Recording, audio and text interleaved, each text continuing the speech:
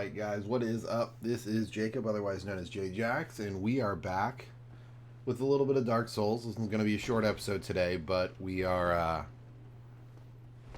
some work to do, so we're not going to take a day off.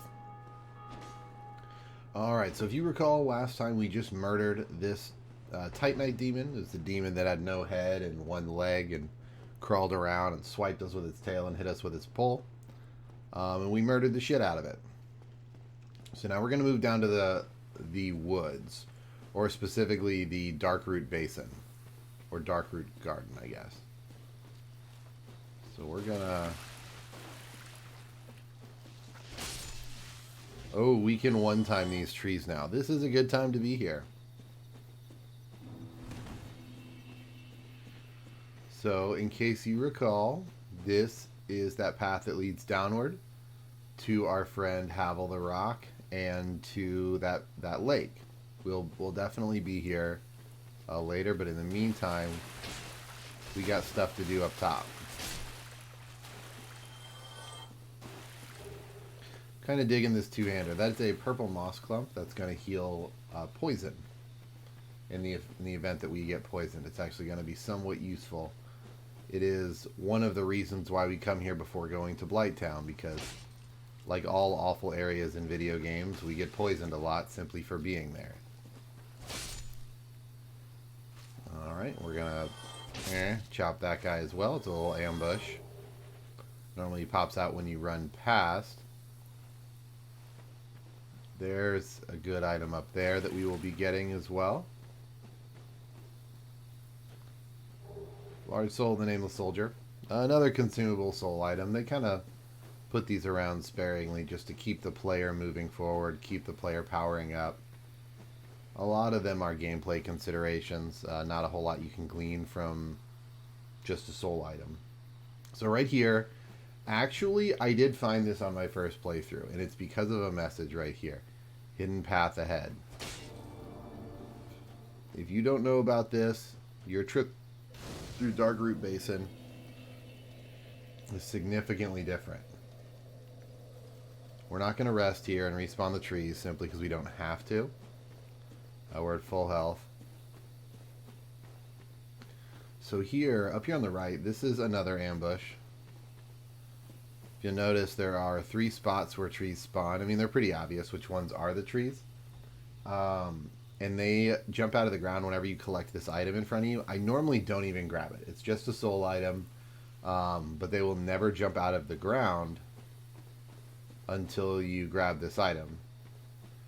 And honestly, if I'm running through Darkroot Basin and I've already grabbed this and triggered this ambush, they're just going to be there and they're just going to make this run difficult. But we're going to go ahead and do it just so that we can get everything.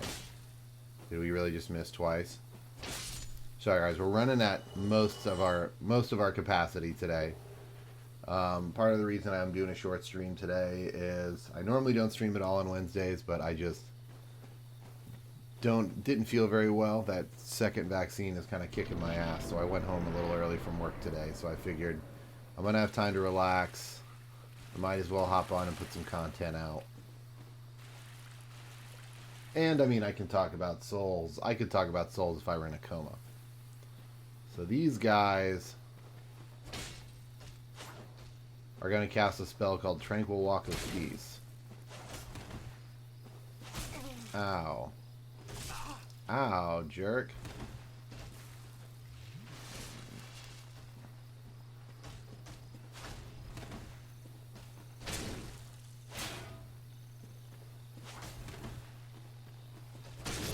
There we go. Well, this guy didn't cast it, but they have a spell that makes it so that you're unable to run and your stamina recovers slowly. Let's chop this guy up. 3 hits to kill. We're hitting pretty hard right now. This is the Elite Knight set. This is actually not a starting set of armor.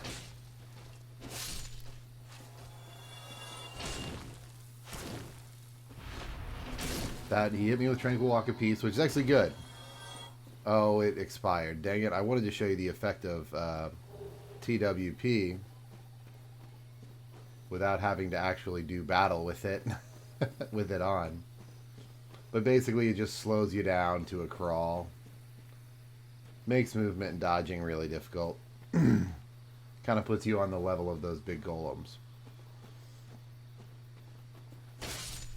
There's a couple little trees that are going to pop up occasionally. Nothing too crazy, honestly. A lot of little ambushes that come here. You see this big snake thing. That is also an enemy, like everything else in this area. And picking up this partisan triggers, I think, another tree to chase you into that little tunnel. No, it might have been that tree that I killed up there. But this area is just kind of filled with ambushes, filled with enemies that are designed to drain a few of your resources. Just kind of be difficult to deal with. How do heavy attacks do against this guy?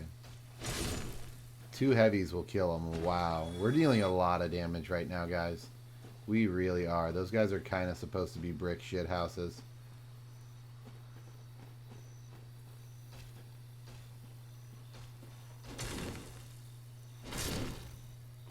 Okay, so we're just gonna keep walking around, keep slaying all these enemies. I mean, what's more souls, am I right?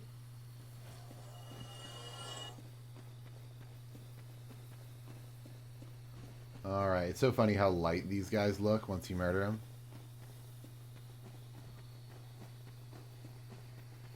Okay, and this is back where we came in. So a cool thing that you probably wouldn't notice, even as I'm staring right at it,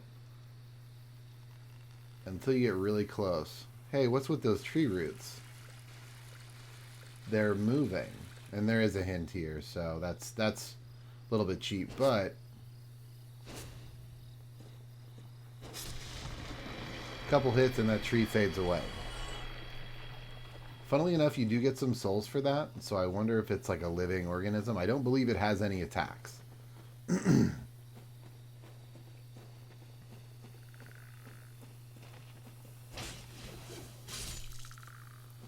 Big ol' big nasty things. You get green blossoms from them. These are really good. This is commonly referred to as stamina grass in the Souls community. It just increases the rate at which you recover stamina.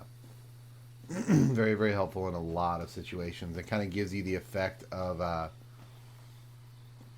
that grass crest shield that we had earlier. So in case you had any doubt about the living nature of the trees, you probably just saw this one turn around. These trees are 100% alive, and not in just the tree way, but in like the living, sentient enemy way. Again, I don't think they have any attacks. I've never seen one attack before. So if they have any attacks, you'll have to let me know. Amazing item ahead. 100% the truth.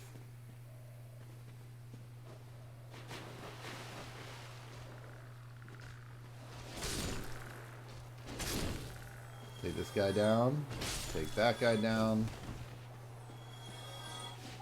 Ow. Jerk. That's alright. We're going to let Ring of the Evil Eye heal some of that back up.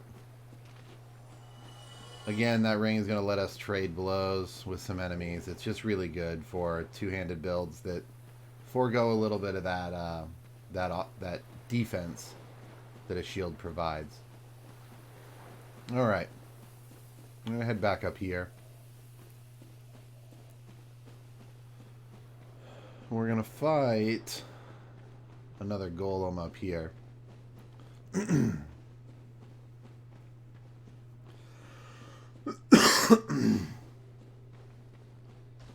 Oh, you can see somebody's fighting it in their world right now. Ooh, throw that kick. That's a waste of stamina. You don't want to do that.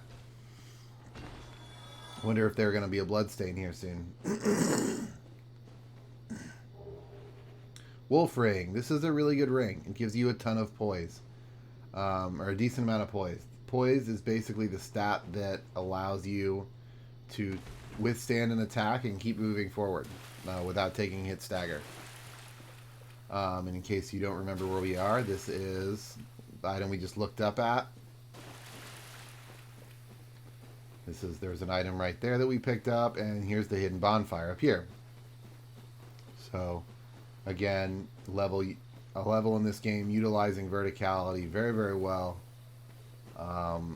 Keeping the player exploring and doubling them back to a path they're comfortable with.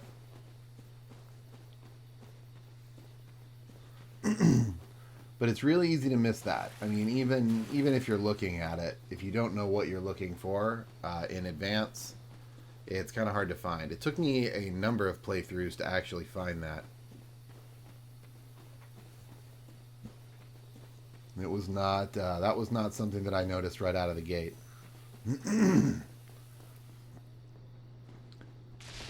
So we are going to summon young witch Beatrice for this boss fight. This is a really interesting boss fight.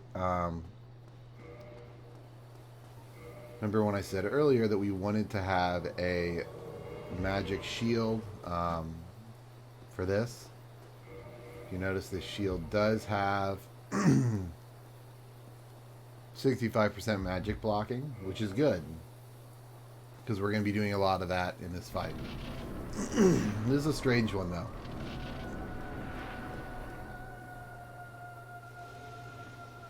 Where are you? There you are.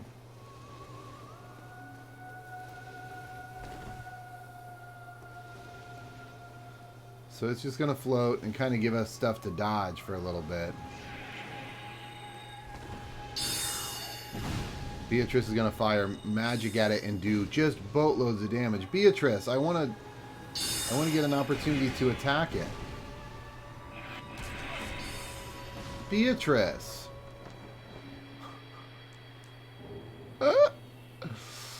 All right, so Beatrice is a badass. There are a couple summons in this game that can easily take care of the boss they're designed to do so, to take care of, and Beatrice is definitely one of them.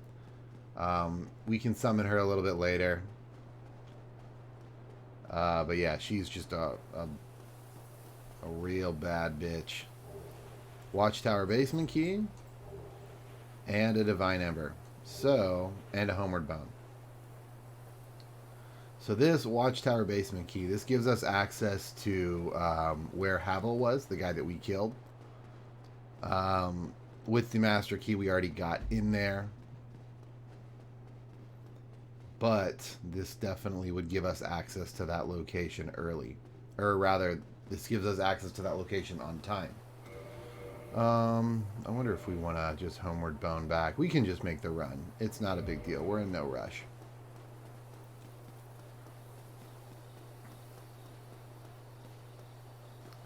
There's something entertaining about walking through an area in Dark Souls that you've already cleared out of all the enemies, and how the hell did that guy get up there? That's kind of creepy. Why are his arms stuck? Get down.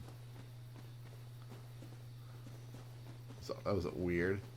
There's something inherently cathartic about running through an area in Dark Souls after you've murdered everything, and you're just kind of the lord of the land, you know, nothing can stand in your way. Feels pretty good. Feels pretty good, I will say so myself.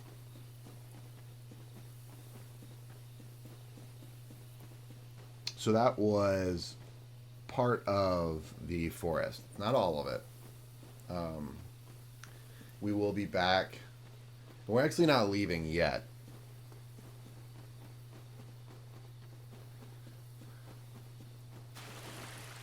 We'll go ahead and chug an Estes.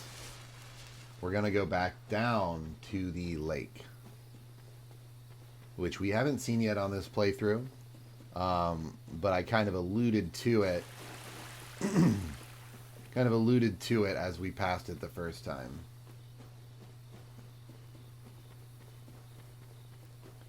There it is. You can kind of see it off in the distance there. It's a big old lake. I wonder if there's going to be another little boss in there that's just an absolute blasty blast to fight. And by an absolute blast to fight, I mean not that fun to fight.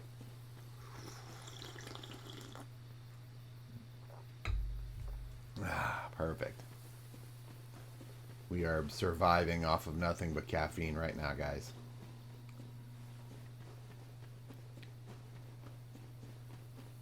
This is where we found that hunter's corpse with the starting armor and the bow.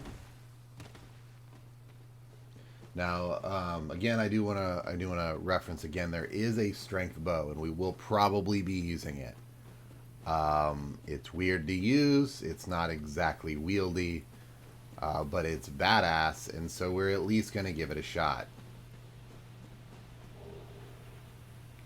Hey, and there's our friend the Hydra over there. We're going to deal with him in a second.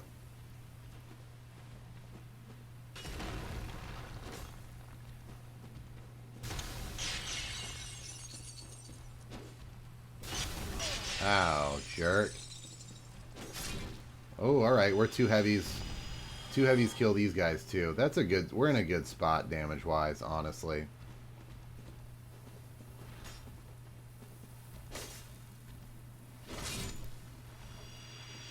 We're gonna heal up on these guys.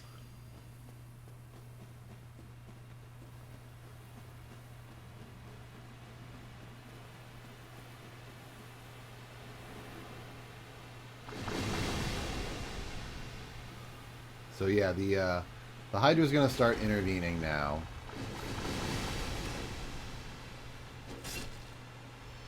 But we're not in too much danger.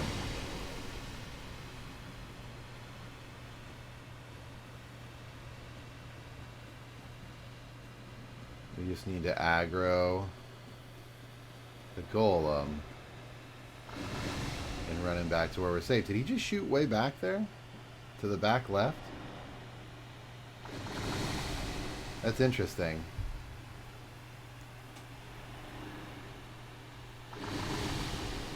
So you can, if you're struggling for damage and you want to do this area early, you can bait these golems into that Bragon's breath attack. And he does pretty much murder them one shot. Alright, so we gotta move. Come here, big guy.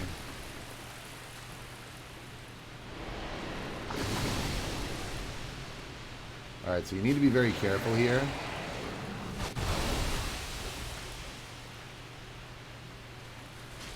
You need to be very careful here because you can fall in the water.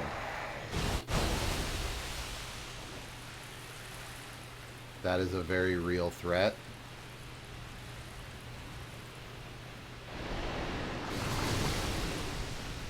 Why is he doesn't normally fire those, the projectiles if you're this close. It's kind of awkward that he's doing that.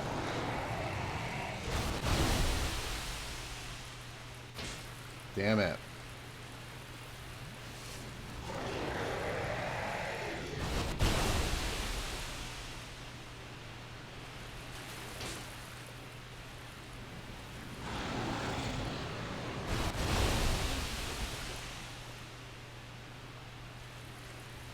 I need to get a big shield out.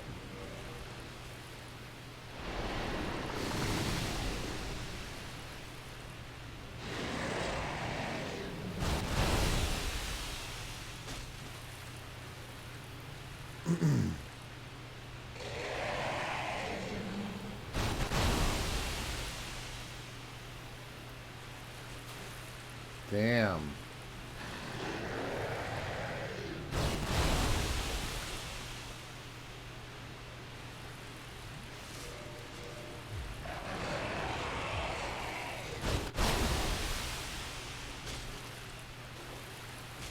There we go, that's better.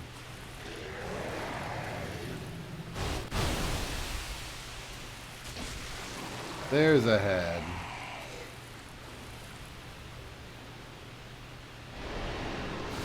As long as we're close, he's going to fire his projectiles over us. We just need to stand very close, weather the storm of this attack, and get in a hit. With a 100% physical block shield with a little bit of stability, like this spider shield here, you should have no problem. There's a head.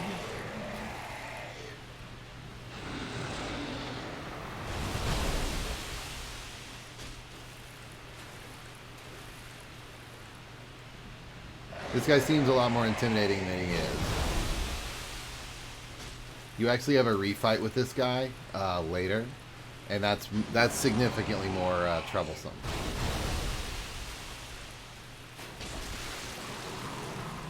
There's one.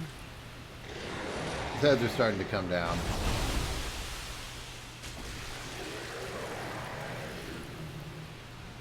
Three left. So now we're going to start running into the issue where he throws them way over here and they're just hard to get to. Like, there's no way I'm hitting any of those.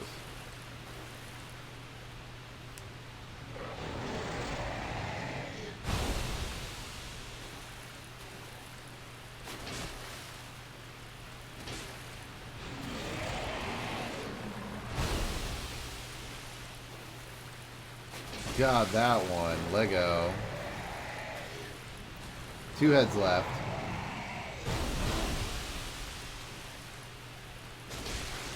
One head left.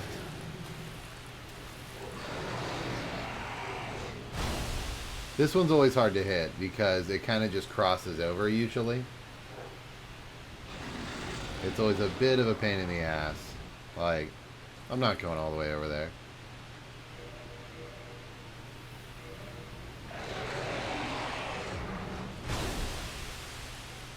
Oh, damn it. Ugh.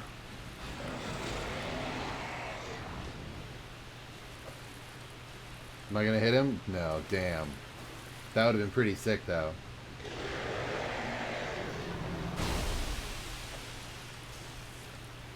Hey, I got him. Cool.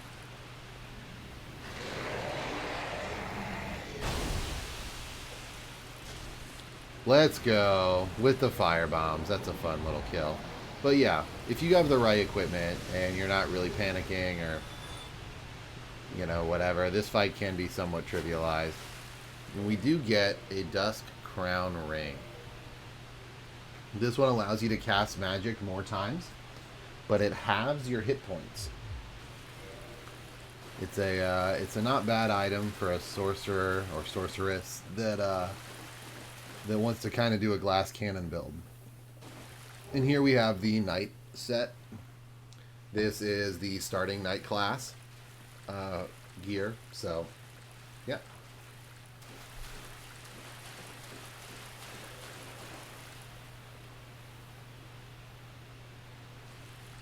So, let me see here. Oh, yeah.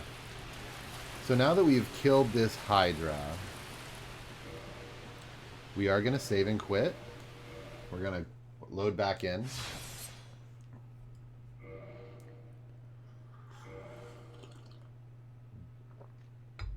Again, that just resets the world state. I don't know if that's going to bring... No, it's not. Okay, just kidding. We'll come back. We'll come back here. There's some stuff that's going to happen in this area that we'll want to be present for. Namely DLC stuff.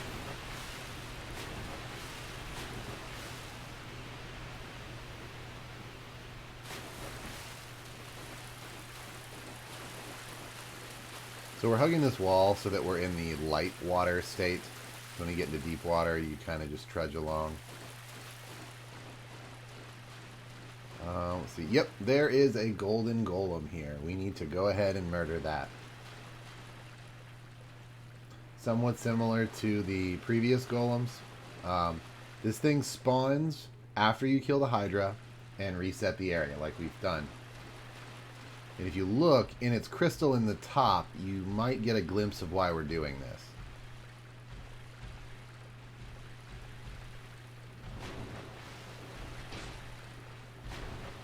I don't know if you can see her trapped up in there, but that's a damsel in distress.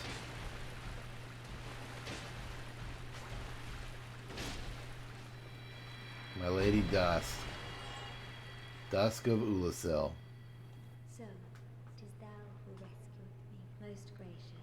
I am Dusk of Ulasil. I cometh from an age long before thine. So, my home, Would this be of You definitely want to answer yes here, because you get one shot. our art seems that You get one shot to ally with her. Unlike a lot of people who give you a yes or no question and ask you multiple times, if you change your mind, she is not one of those people. You want to say yes to her. You want to say, yep, I would love your help, blah, blah, blah. And then there is that. So we're going to double back a little bit. We're going to go up this ladder next. That's the next thing we're wanting to do.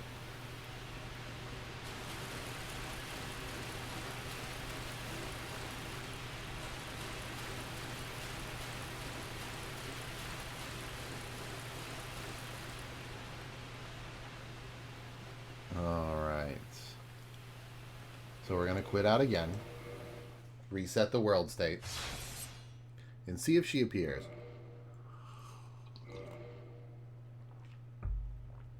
Dusk has a weird... Sometimes she does, sometimes she doesn't. She's usually there, but... So this is strange, because we're not fighting a boss. We're not...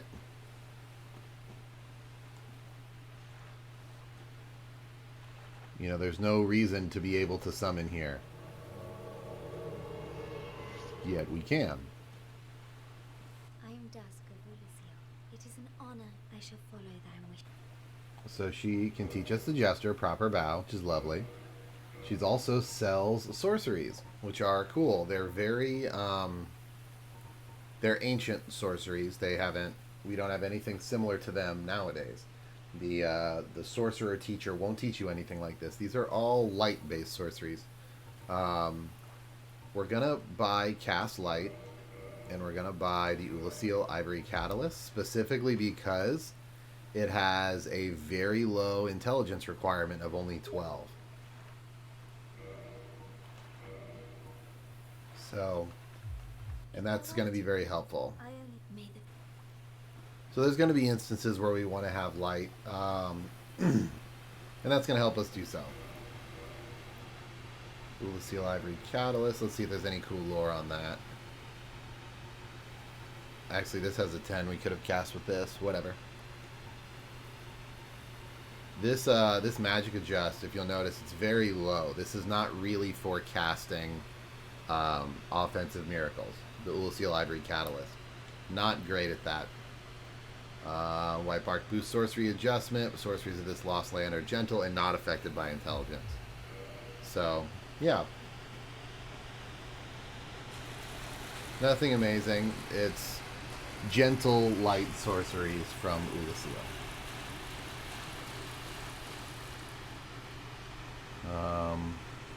We'll go ahead and climb up. We're not planning on doing any serious combat today. We'll wait.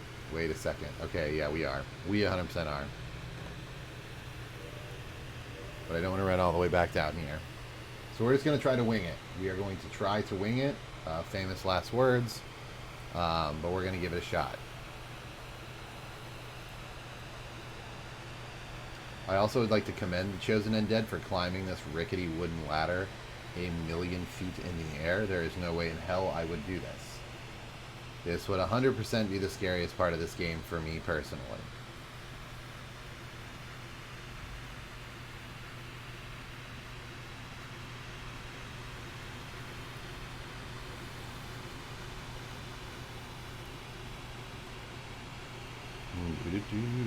So it's a kind of a precarious run, honestly. Real easy to die there for honestly no good reason. It's not... There's no reason why they had to make that walkway so thin. But it is. Nothing we can do about it now. That's the... if you hit R1, punch on the ladder. It's pretty interesting that they included ladder combat. This is Darkroot Garden. So, some stuff over there. We're going to double back here.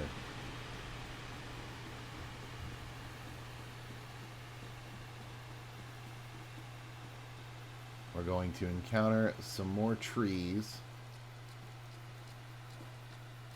There we are. Yeah, they're gonna be running about here. This area is significantly more open-ended than the previous area. And if you'll notice, these trees do take a little bit more to kill. They are stronger here in the heart of the garden. We kind of just have to play by the noise. Okay. So we actually have angered the Forest Hunters Covenant, which is fine. That's kind of what we were going for.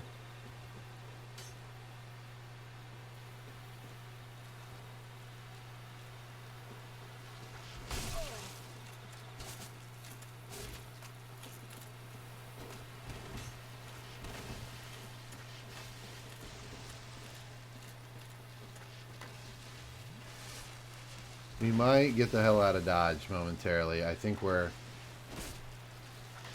in a little bit over our head right now.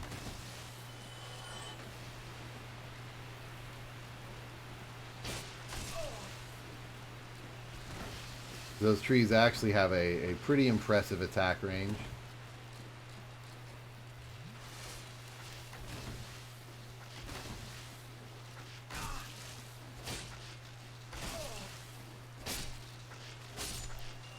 Alright, cool. Those trees are dead. There's still one left. Blooming purple moss clump. That fixes the toxic status effect. It's kind of like poison, but turned up to 11. Alright, so I want to go home. That's...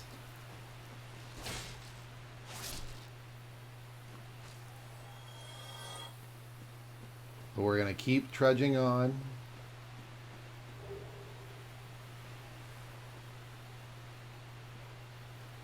There's that forest hunter. Kind of caught up in some trees. That happens.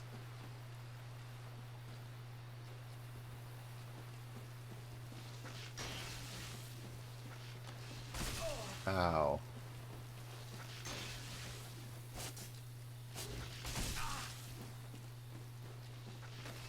Okay, we're going to get the hell out of Dodge. How did we get here, and how do we get back?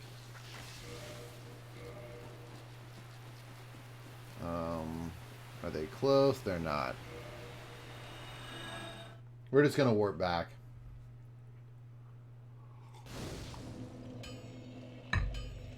So, but we will be going back there. But we need to go back there with a few more supplies.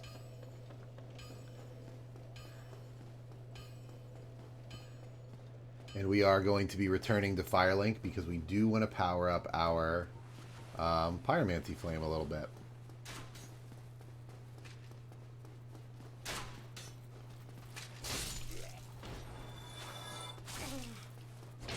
Hey, buddy. Stop it. Stop it.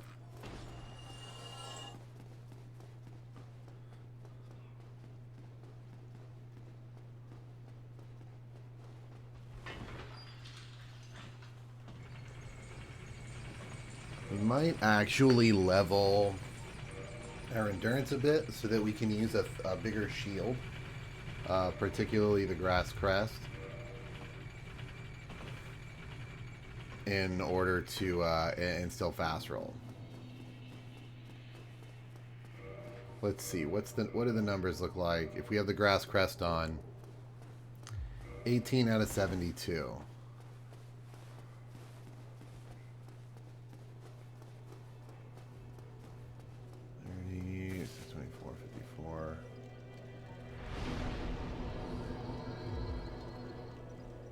Let's do that.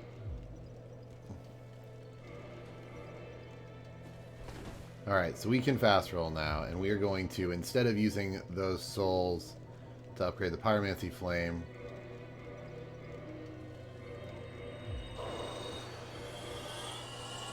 we're going to use...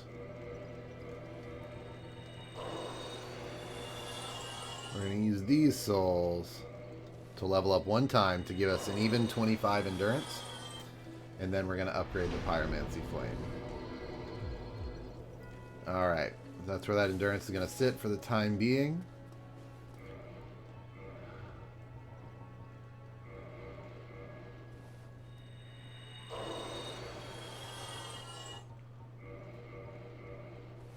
This is why I don't use these right away when I get them, is because I do tend to like upgrading the Pyromancy Flame, because this is a cool storyline.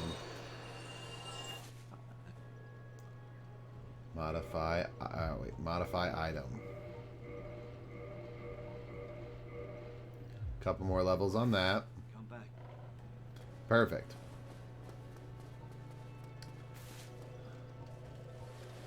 And now we've got Grass Crush Shield, so increased stamina, regeneration, and we are we have powered up our glove, which is good. All good things.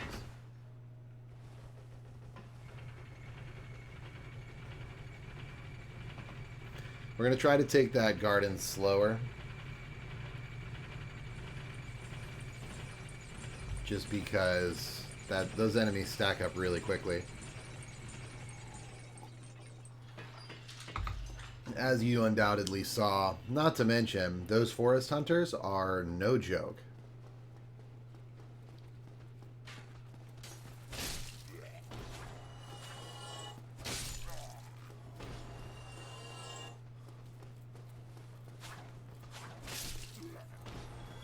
Village body. Ooh, a Titanite shard. Nice.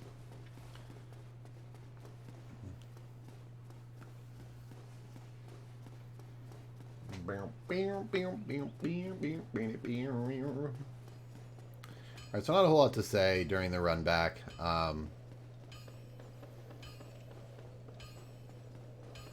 Pretty cut and dry. But this is an area we don't necessarily have to go to right now. We are just trying to get a few things done that would benefit us. I like having that parry animation back. I don't know why. I never got super into parry shields in this game. I like just using that animation. The smaller window is just fine with me. So yeah, again, these trees are significantly weaker than the ones we fight down in Darkroot Basin.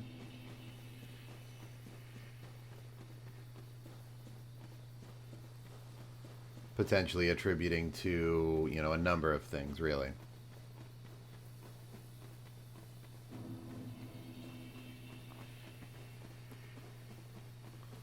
So we're going to just try to run through all those golems. I really don't want to have to sit there and smack at them all again. That's just not all that fun, you know?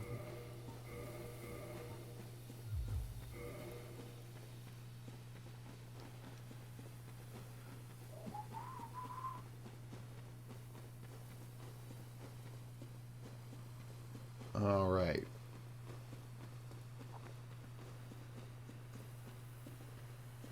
So I think we can get through all these guys no problem without having to worry about getting attacked. I'm gonna be honest, I am thoroughly surprised I haven't died a bunch of times today. It helped that Beatrice pretty much one-manned the butterfly. We've taken on a decent amount of content and been just fine. Alright, so we're back on the climb.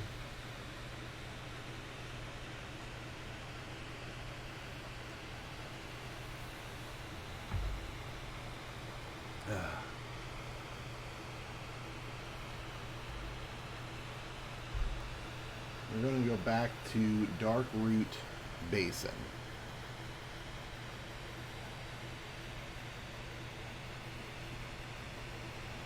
I might take my hoodie off real quick. It's a little warm in here.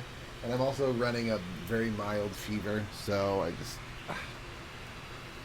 my left arm's killing me.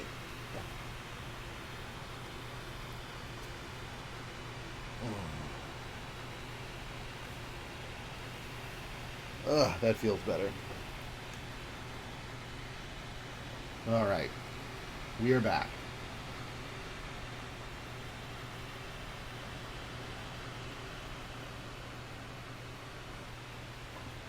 So there is a reason we're coming here. There is something we want to get.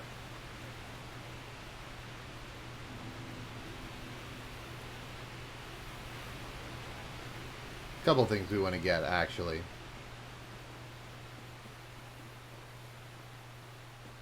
Alright, so we're going to try to go slow.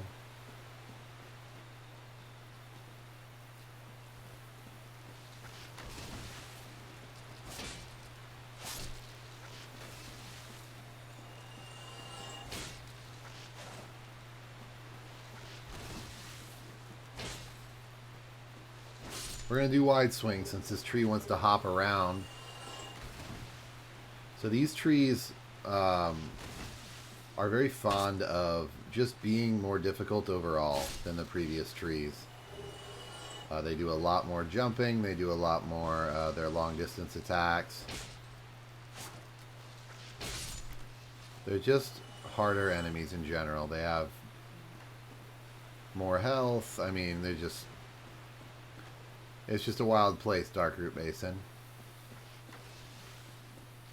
Wow, this one's attacking a tree. You'd think there'd be some sort of familial loyalty here. So those long attacks, I really don't like them because they linger out there. If you notice, I dodged through it but still got hit as the arm was kind of flailing about. That's not uncommon.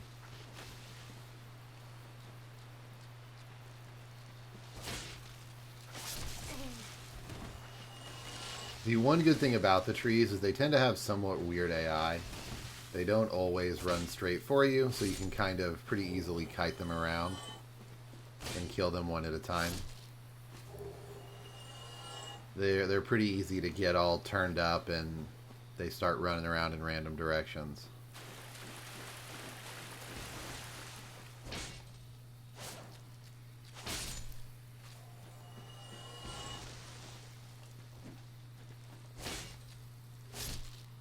I didn't mean to throw in that kick there, although I feel like it was pretty much a statement.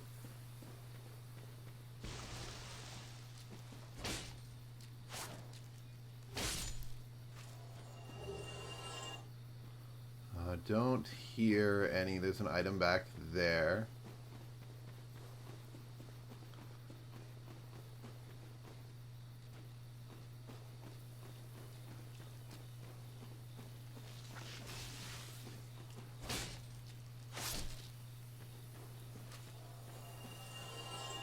Perfect. And this item normally, this Eastern set, is pretty cool.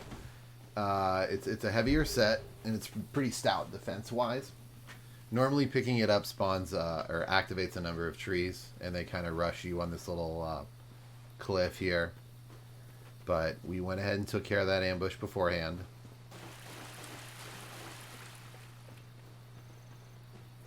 We're just going to kind of skirt the outside of this area.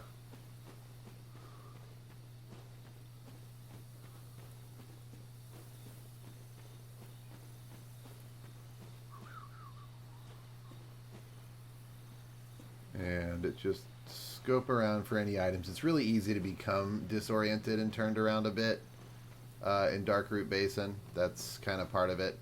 See, there's the Forest Hunter. Or there's a Forest Hunter. And here is, you probably recognize this. In fact, you should almost definitely recognize this. Oh, whoops. Man, I would really appreciate it if these guys wouldn't be here. Hey there, guy.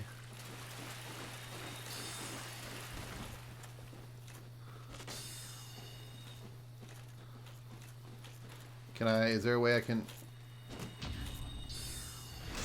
can maybe fight you guys one at a time? You guys about that life or no?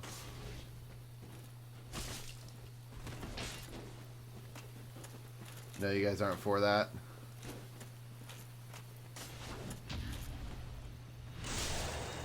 We're going to use the iframes.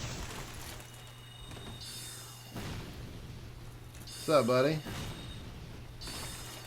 Okay, so that guy's fat rolling. Alright, so we did take a off balance hit there from that soul arrow, but at the low price of murdering that bandit. So we're in a good spot. And now this wizard, we can just beat the ever-loving shit out of him that he doesn't have his buddy in front of him.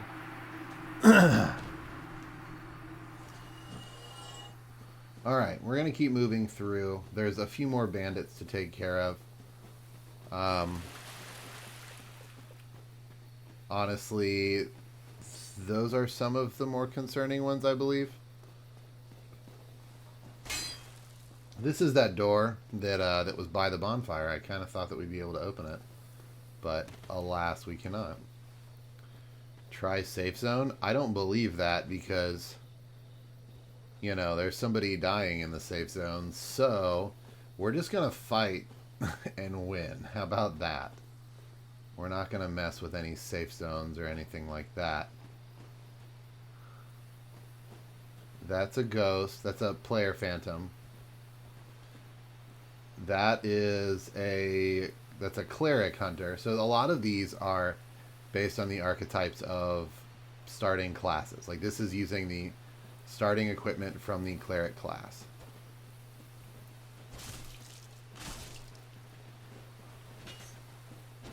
Oh, that's a thief. He came out of nowhere.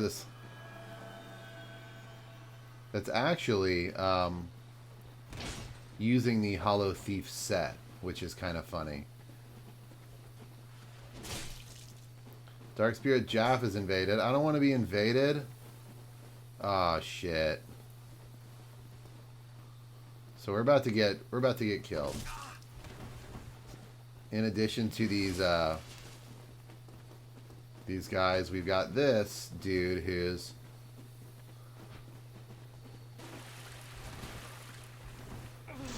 who's kind of just lag stabbing at this point. This is the Dark Souls 1 PvP experience, ladies and gentlemen. We're going to mark that as a death, even though I don't really want to.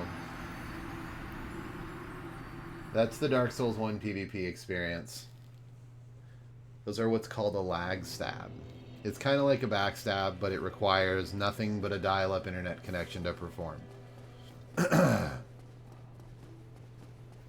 We're going to make that run back.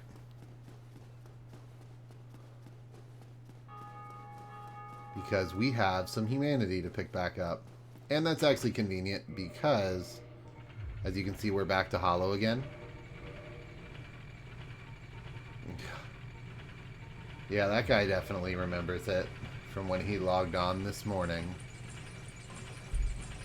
But yeah, the netcode for this game, the PvP for Dark Souls 1 was never good.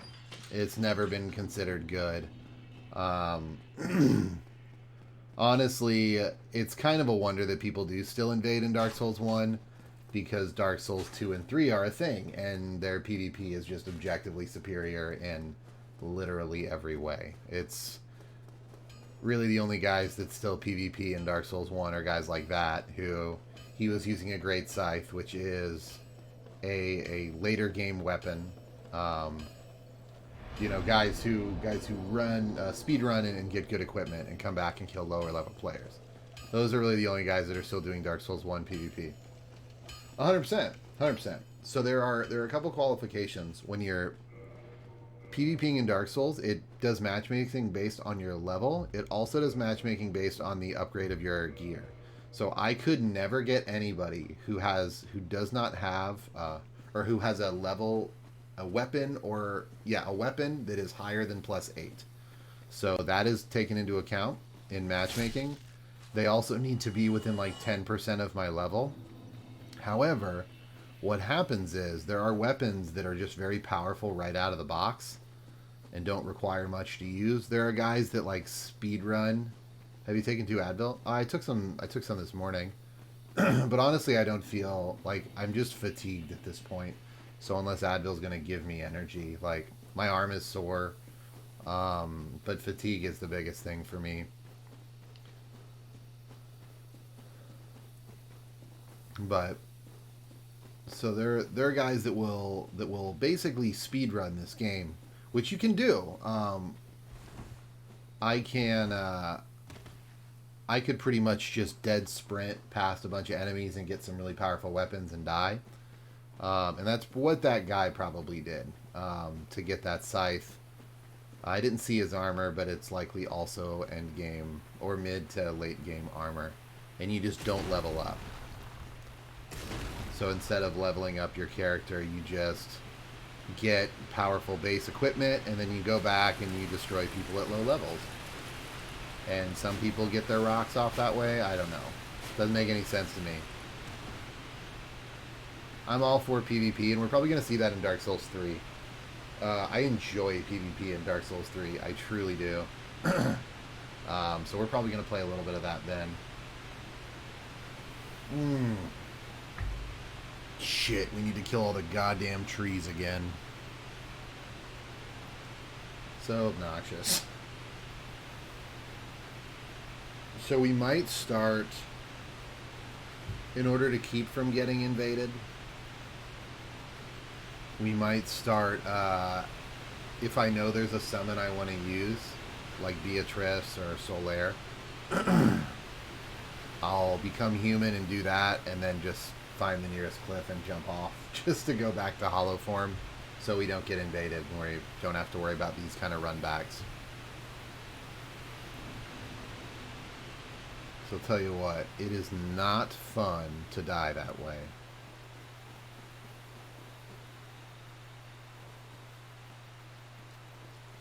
We're just going to try to sprint down the middle, so we don't need to go to the sides anymore.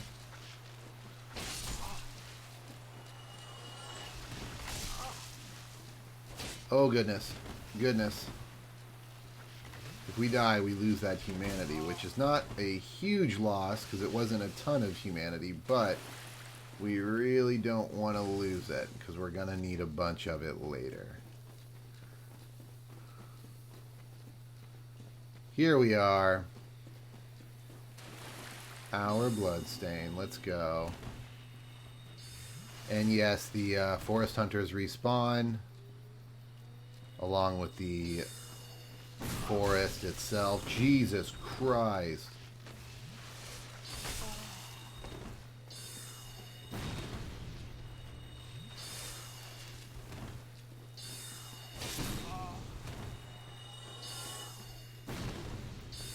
Alright, sir, excuse me, sir.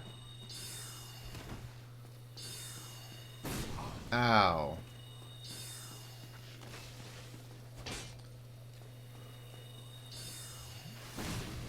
Alright.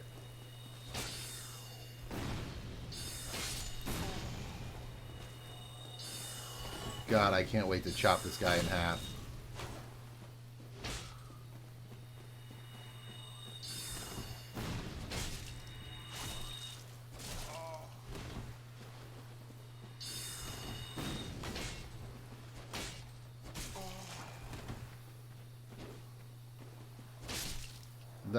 That felt good and necessary. Alright, cool. Give me your souls, you suck. Give me your purple moss clumps. Alright, so we're going to try to move forward slowly. And again, God, I use so much Estus. I want to find that bandit before we aggro the cleric. Need a parry on him? Yeah. He just doesn't attack a ton, the sorcerer.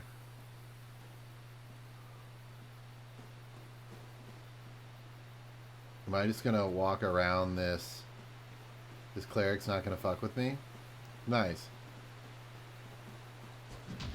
Here is the bandit. He's the strength character.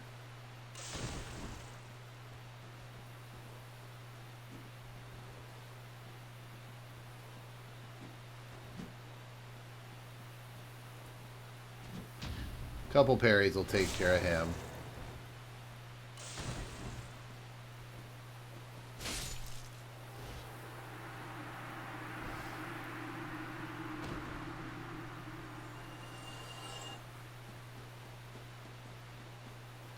And what do we see but this weird cat thing? Is it not so that thou art new?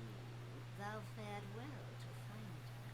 And comest thee not for the grave of Sir Artorius? My advice true. Forget this. The legend of Artorius art none but a fabrication. Traversing the dark. 'Tis but a fairy. 'Tis but a fairy tale. Go not yonder knocking for nothing, I say.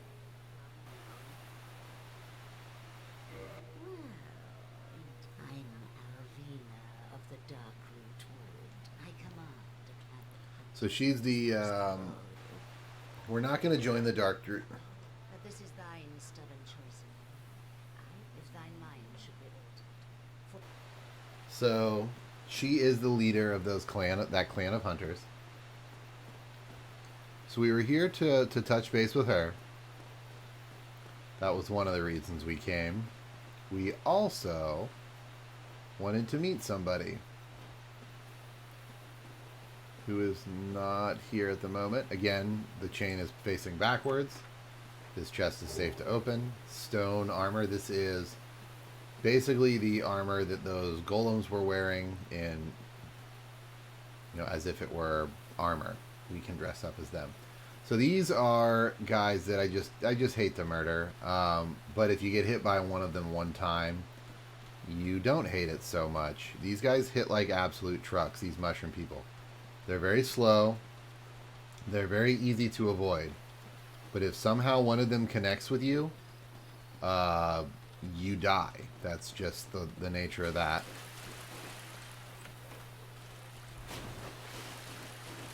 We're going to open that chest and double back. We can fight them. They're not super hard to fight. They become significantly more upset if you kill one of the little ones. They kind of go into a bit of a rage mode. Again, they don't become particularly difficult, but they just become a little bit faster in their movement. Yeah, they're cool enemies. I like the design. Oh, goodness. I did not realize that this is where we were. Okay, so this is the location of another boss fight. That bridge. The mushrooms are great. I have a t-shirt with the mushrooms on them. They're really good. This is the location of another boss fight. We're not going to do this fight until much later. It is related to the DLC, and if we do things a little bit out of traditional order, namely do the DLC first, we get some cool cutscenes that not a lot of people might not know about. So we're going to do that much later. So we're going to drop down here, far away from these cats. Nice. Very nice. So if you're fighting these cats for any reason, first off, you might recognize where we are. This is that bridge that we climbed up, and we went that way instead of this way. We could have done that whole area the back way, and honestly, it might have been advisable, but I kind of wanted to show you the Forest Hunters. So, if you are dead set on killing these cat things that appear in this place and this place only in this game, there's not a whole lot that you get from them. My advice would be to not fight them legit. Just kind of get them stuck in this area. They do have like a hard leash at this point. You can get them stuck.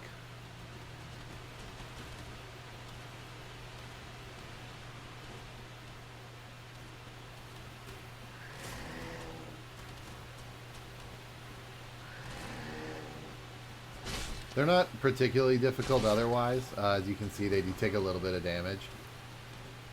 But they are pretty stout. I mean, they definitely have more health than what we're used to dealing with at this point in the game. They have this rolling attack. Those are possums. Yeah, there's something like that. So that's what gets them stuck. If they can hit a specific area on this, they will have difficulty coming back. Specifically right here, they can get caught like facing down in this tree, and you can just basically beat the shit out of them for free.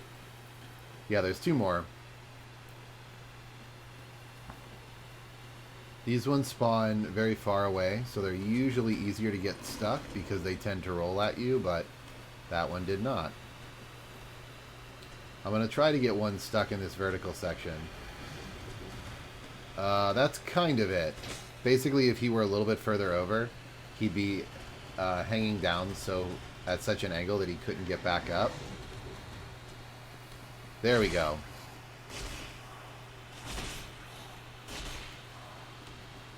And he's simultaneously hard leashing and unable to get back. So they sometimes free themselves a little bit, but generally speaking, getting them stuck there is the easiest way to deal with them.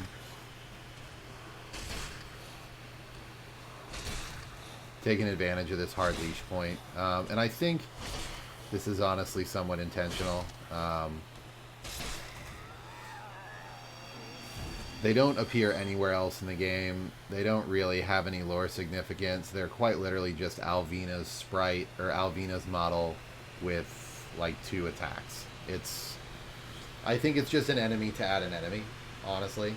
Yeah, they're not really worth considering lore-wise or anything like that. They just go to show that Alvina is not unique in her species. Well, I'm a little bit bummed. You know what? I wonder if joining the Forest Hunters Covenant... We're going to test something out real quick. I think if we do join the Forest Hunters Covenant, that door opens, and that's kind of what I was coming back to do. So we are going to join Alvina's Covenant. We can leave later. Can and will leave later.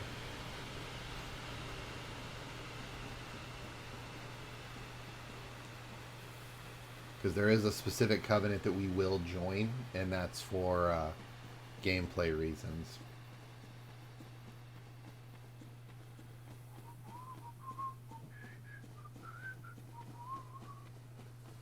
Alright, where are you? Alvina. Oh, another thing that we came in here for was that enchanted ember right there. That is noteworthy. So yeah, I'm not going to mess with the mushrooms. You can normally just run through here. You don't need to piss them off. Again, they're not absurdly threatening. If I really felt compelled to, I could kind of systematically go through and kill all of them, but they have a lot of health and they hit really hard. It's just not... I don't know, it's not enjoyable to do. And they're adorable, so like, why kill them if you don't have to, you know? So, the cool thing about joining the Forest Hunters Covenant is all those hunters are going to be friendly to us now. We'll join you. Neato.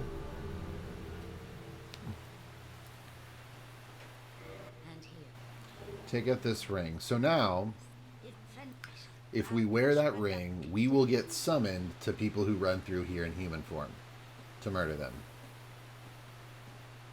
A couple things worth noting here. This guy is a merchant. He's wearing that Eastern armor that we just found.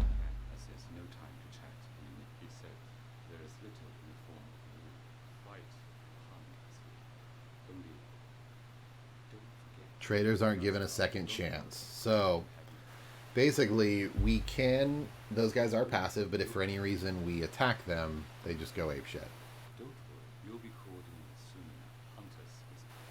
And if you're particularly adept, or you might notice this guy. He says, oh, did you notice that one?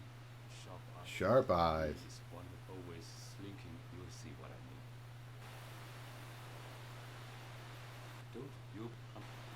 So we're gonna reset real quick. He is he's a vendor actually, and he sells some pretty cool stuff. I don't recall the exact trigger for him to sell us things, but we will run into him later. And there is a reason we wanted to get him now. So I also want to check if that area is open. See, now these guys are pretty tight with us. Really don't care. They're like, hey, what's up? What's up, man?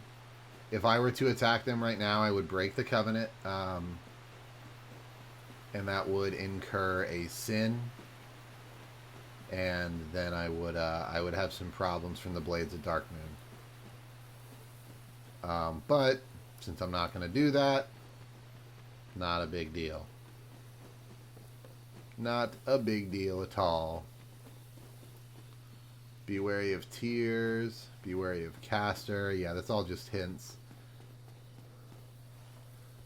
Can I, if I wear this cat covening ring, does this open? No, interesting.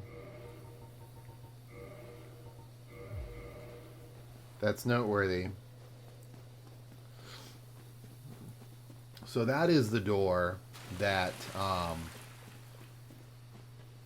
like if you'll notice just out here to the right, around that wall is that hidden bonfire, and up here to the left is the path that leads down to the trees, and the area with the stone gargoyles that we were at earlier, and that all sits right up there.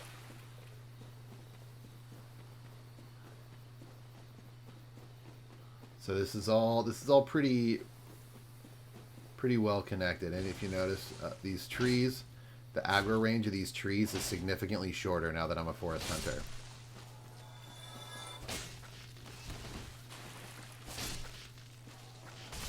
Oh, whoops. They still piss each other off though. So like if I attack one, they still piss off the other ones. Doesn't change the trees much, but the trees are still assholes. Always will be assholes. I probably shouldn't have come back this way. In hindsight, I don't know why I did. Could have just gone back the other way. They both lead to the same place.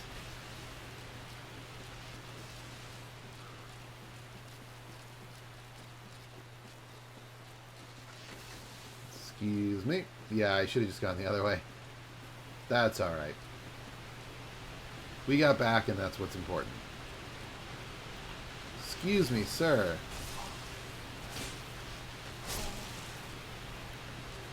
What the hell?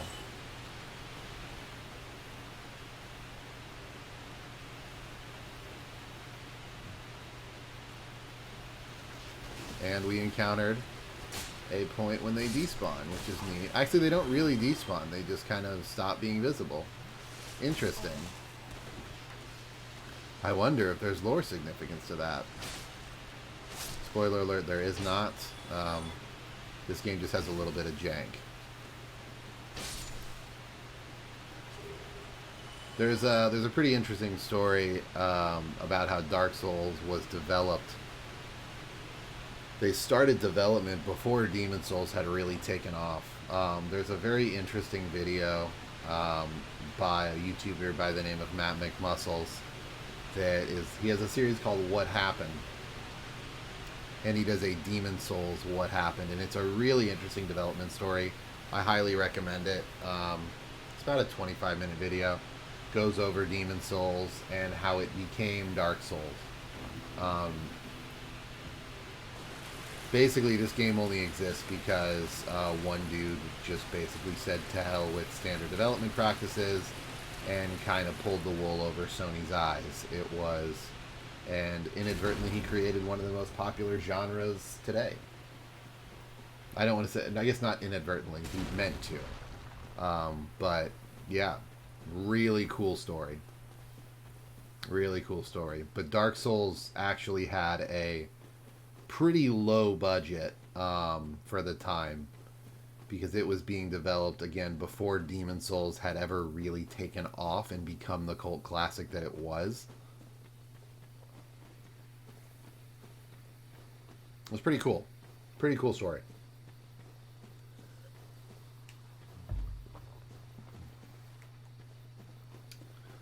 Alright, so we are going to go back, and we are going to wrap up for the day once we return to where we want to be. We have done mostly the entirety of the forest that we want to get done for our purposes. There's not a ton left for us. So we might tie up some loose ends at Firelink, level up our pyromancy flame a little bit, and yeah, next time will be Blight Town.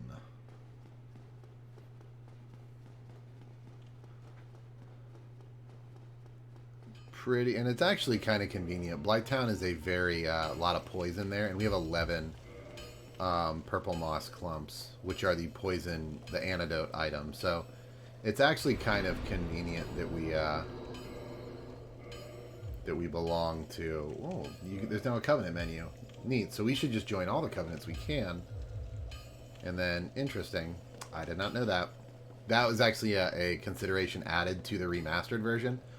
Full disclosure, I did not play much of Dark Souls Remastered. I played the Prepare to Die edition, which was... honestly, the remaster didn't do a ton for the game. It stabilized the frame rate, changed the particle effects, or changed some of the effects. Ooh, light crossbow, neat. I've already had it, but it's a rare drop.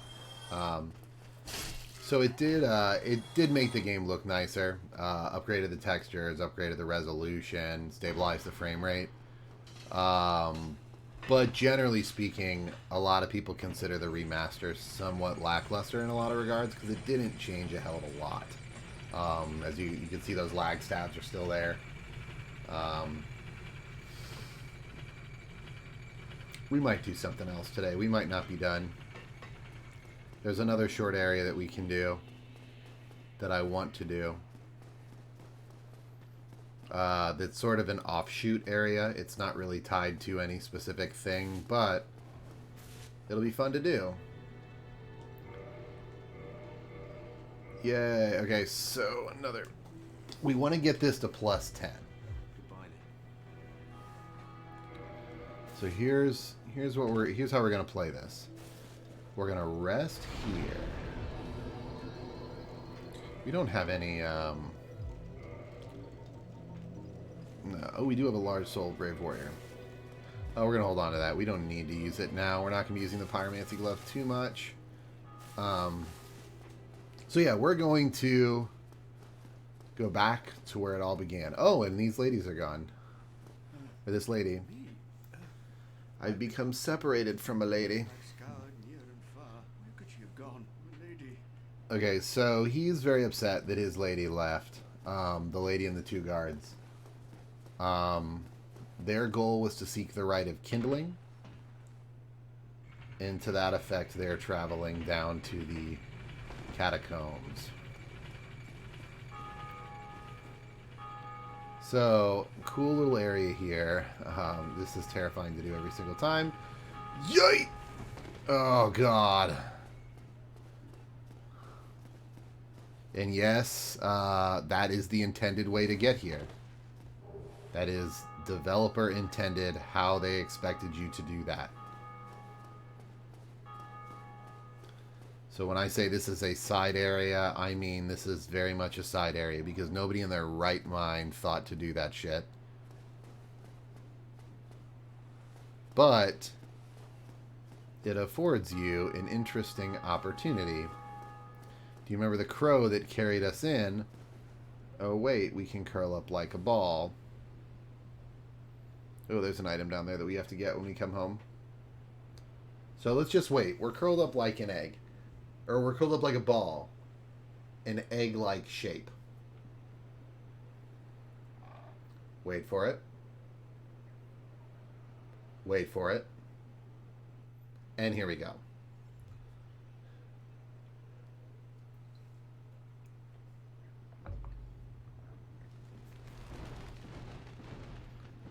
Bye-bye.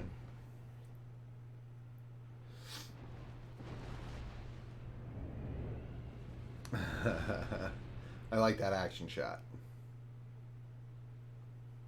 So you'll notice that before we arrived, we found the undead asylum second floor key. And things have changed a bit. Not much, just more hollows. More people have died, likely that we sent here.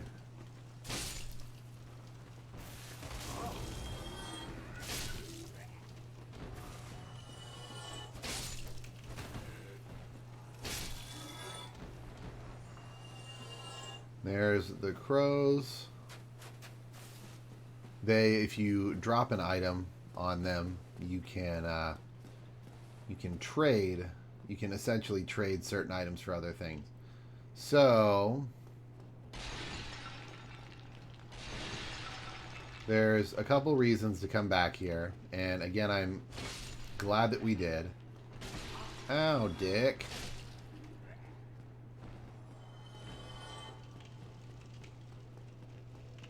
We'll go ahead and rest here. Officially making our spawn point back at the starting area. So this is where we first got our shield. If you recall that corpse. And now there's a Black Knight here. What the hell is he doing? This is a big skill test in the game because you don't have a lot of room to move against this guy.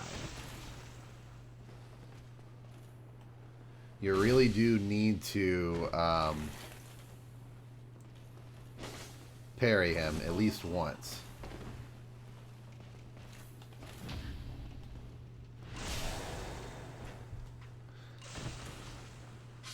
What's he gonna drop? Red Titanite chunk. Not exactly the best drop, but that's okay. Hey, there's our guy Oscar. That's the guy that gave us the Estus flask. He's standing up. And he died. He believed he was going hollow. I wonder what he's on about. Oh, he's hostile. He's crazy.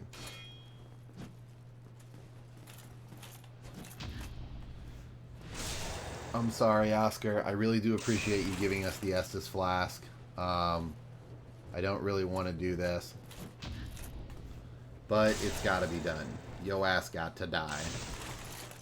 I shouldn't be calling him Oscar. He's not actually. And he drops the Crest Shield, which is similar to the Dragon Crest Shield, except for its strength is magic. Very, very powerful magic defense shield. Yeah, I wonder if the ball is back. The ball is back.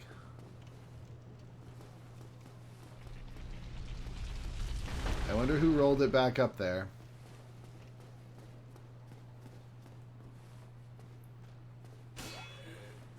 Hey, come here. So we are going to go back to the start of it all. Back to where it all began.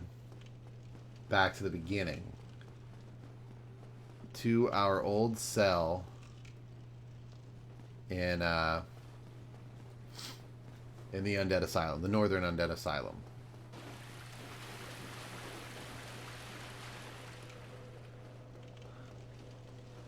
We're gonna skirt this wide. If you've played this game, you know why I'm doing that. Or you might know why. Not everybody returned to this area.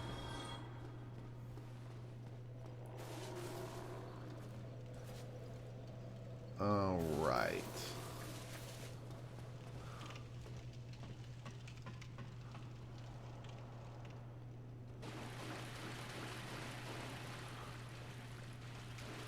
And I think there's another Black Knight up here by where we spawned. Yep. And you can see a big old beastie right here, a big old demon. Wonder when we're going to fight that guy. And he's pissed. That guy did not have a good time.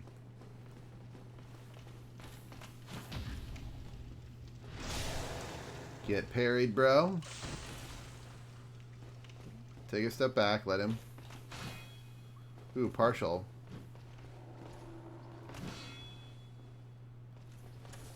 We're actually going to heal up. That's not going to get the kill, but we're one meaty heavy attack away from it. Boom. Another red Titanite chunk. My Black Knight drops have been atrocious. Just awful. Pillage Corpse. A peculiar doll. Not sure who put this there. Not sure why it's here. Where is it? Here it is. A strange doll with strange dress, once an abomination who had no place in this world. She clutched this doll tightly and eventually was drawn into a cold and lonely painted world. That is one of the primary reasons why we're here. That is another reason. So we're gonna end this episode today like we end all good episodes, with a boss fight. So this one is so this boss fight in particular catches a lot of criticism because it is a reused model. However, it kind of makes sense when you consider that this is like a bonus area that you don't have to get to. You never have to return here. You never have to get the doll. So, you know, we're just thinking blah, blah, blah, nothing going on. And then we're walking back and then holy shit. We fell into this pit with the stray demon. See what kind of damage we got. A little bit. Not amazing. But we'll work him down this way.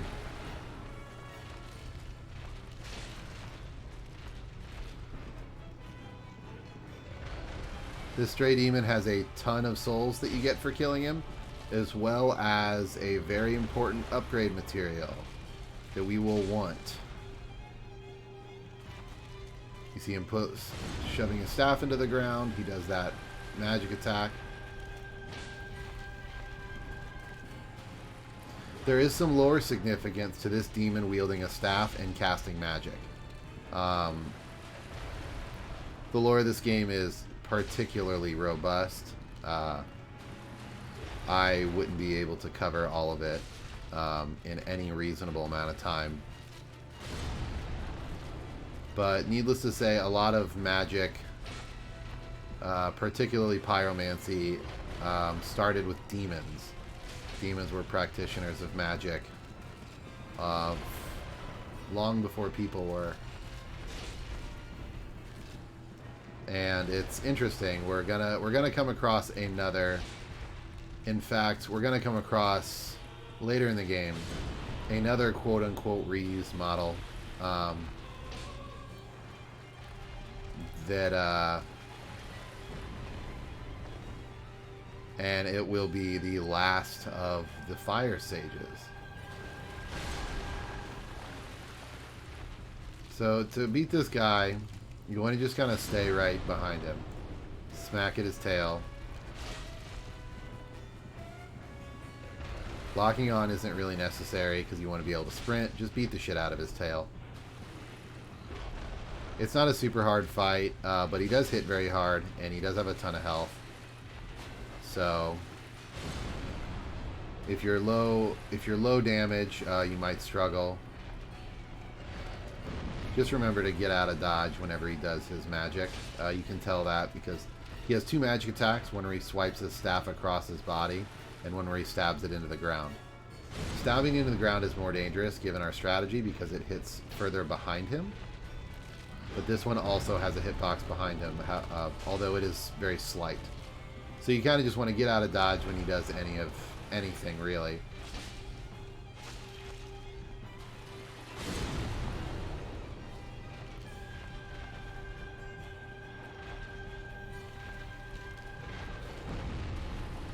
Alright. Working him down.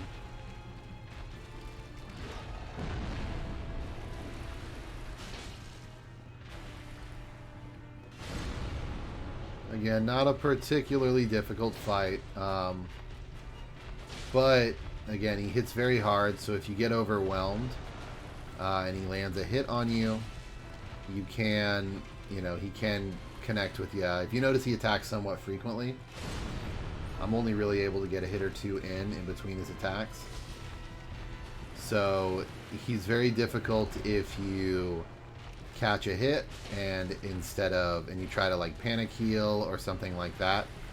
He's really good about turning one hit into two if you're not patient. So I won't say he's a skill gate because he is an optional boss, and I don't believe that an optional boss can necessarily be a skill gate. But he's definitely a test of your patience as a Souls player. And that's really it. He doesn't have any difficult mechanics. I mean, you probably haven't seen any attacks that... Like, the fight probably looks easy when I do it. But I assure you, this is one of those situations where the pattern is very simple, but you need to be on point for the duration of the fight. Because if you were to ever kind of falter, he would take advantage of that, 100%. Titanite slab, that's important. That is the most powerful upgrade material. There are not many of those in the game, and we want them, and now we have one. Alright, cool.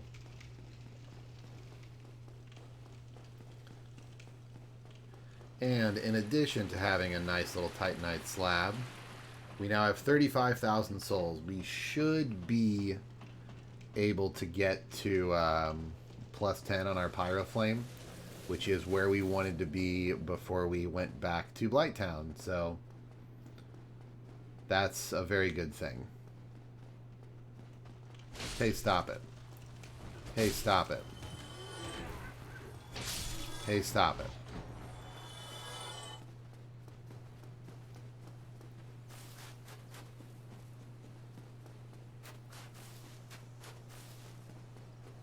Let me see if there's anything I have that's worth trading. I want to show off how the crows work.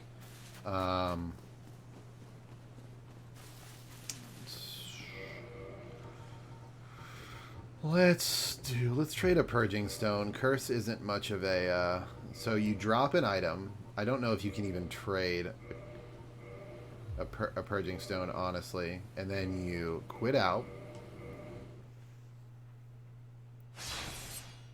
And when you return, the crows will have accepted your gift and given you another item. Not sure if they take purging stones or not. Give me. What assholes? I guess they don't. Wait, did I just lose that?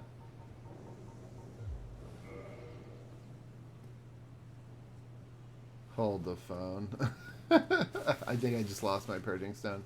That's fine. I guess they don't accept that. We'll come back. There's some items that we will definitely want to trade. But I was just trying to show off the mechanic more than anything. There's nothing really that I need there right now. Bummer that they took my purging stone. I spent 3,000 souls on that. That's mine. Ugh, goodness.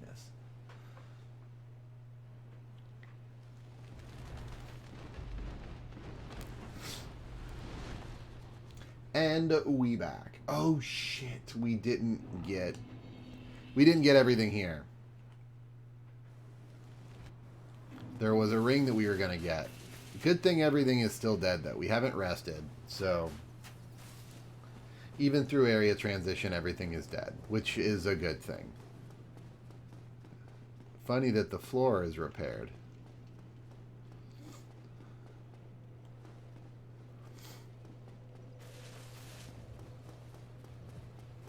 We almost went and got it, and then we doubled back. Hit that guy with the backhand baseball swing of this giant sword. Ow, ow. Again, this is I like coming back here, because it shows, like, how far you've come as a character, right? Like, these guys used to be significantly more threatening than they are. And now this whole thing is just child's play. Hey, come here, try to stab me. Let me parry you. Hey, do it. Thank you.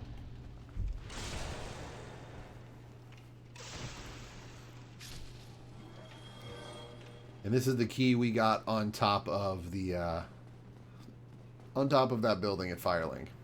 Rusted iron ring. This ring allows us to move more quickly in situations of rough footing. So like if we were in deep water, like we were at Dark Moon Basin, this allows us to move as if we weren't in deep water. We can probably make this jump, right? Excuse me? I've never gone over here before. I did not know you could. Hold on. Oh, I don't have an orange. I was going to leave a message here, but I don't have one.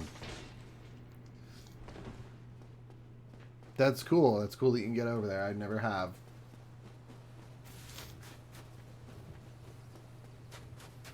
I wonder if that's something that's like really precise and difficult, and I just kind of accidentally did it, and I'm brushing it off like it's not a big deal. I hope not. Shit! Speaking of, good lord, we're just gonna heal now. I'm falling all over the place.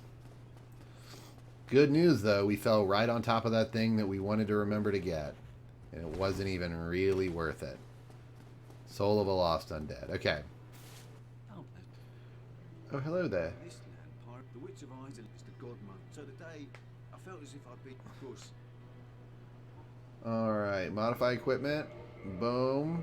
And a boom. Oh, he can make it 11. The pyromancer's flame is Oh, this is it. his own body. Flame develops when I gave you that flame. I gave you a part of myself. Please take good care. How do I know so much about this game? I have played so much of this game, Ryan. Just an absurd amount of this game. But also, I've done a lot of like extra reading and stuff. I find these games to be super good and super interesting. So I've looked up a lot of stuff about them.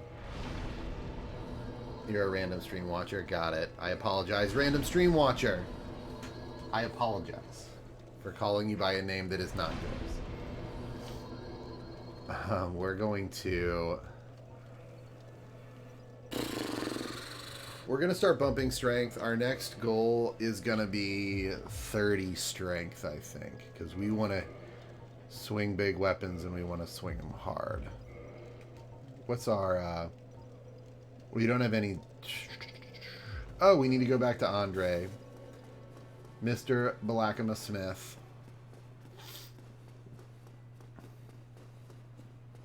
Yeah, we're doing a strength playthrough. I'm not sure what we're doing in Dark Souls 2. I know in 3 I want to do dual wielding. Because there's a particular weapon I want to use. But in 2 I don't know what we're doing. Pretty exciting. Pretty exciting. Let me out. Yeah, with dual wielding and DS1 is lame. Yeah, it really is.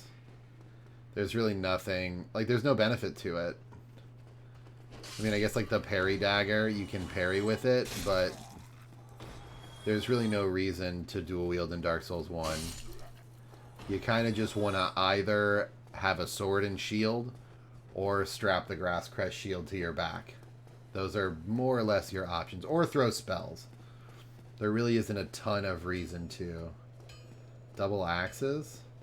Strength build? I mean, in Dark Souls 1, though, like, I could see that being a thing in 2 and 3. But there's really not a whole lot of benefit of having an axe in the offhand.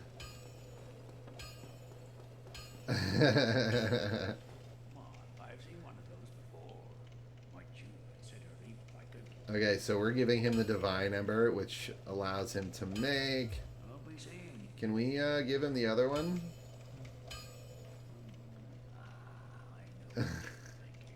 Oh, this is the Sorcery Ember. Okay, so we need to give this to... we need to give this to the guy at Firelink.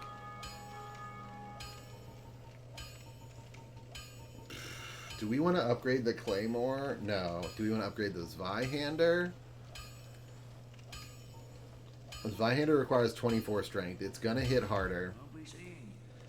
That might be the next thing we work towards, because Zweihander requires 24 strength, and so it's the biggest of the big. You'll notice these are Greatsword, Ultra Greatsword, and I'm big into that. One of the gigantic straight Greatswords. I'm for that. I'm about it. How much, we have 2 Titanite chunks. We're not going to bother with it now. BDE. What do you mean BDE? Am I missing something?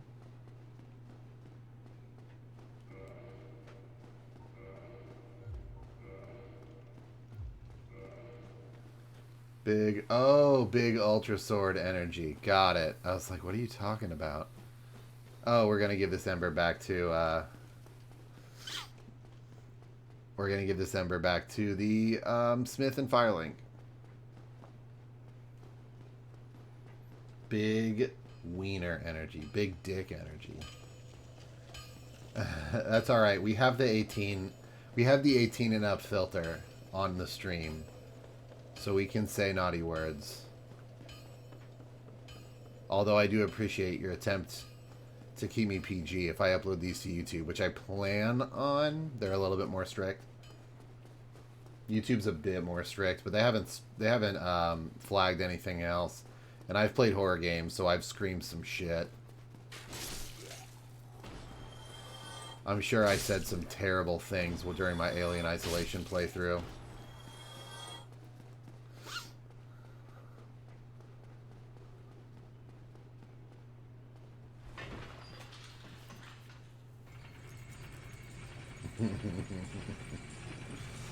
So, they didn't flag any of those.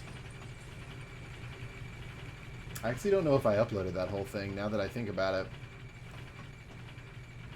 Like, Jesus Titty Cinnamon. I can pretty much guarantee that at some point I said Sweet Jesus Titty Cinnamon.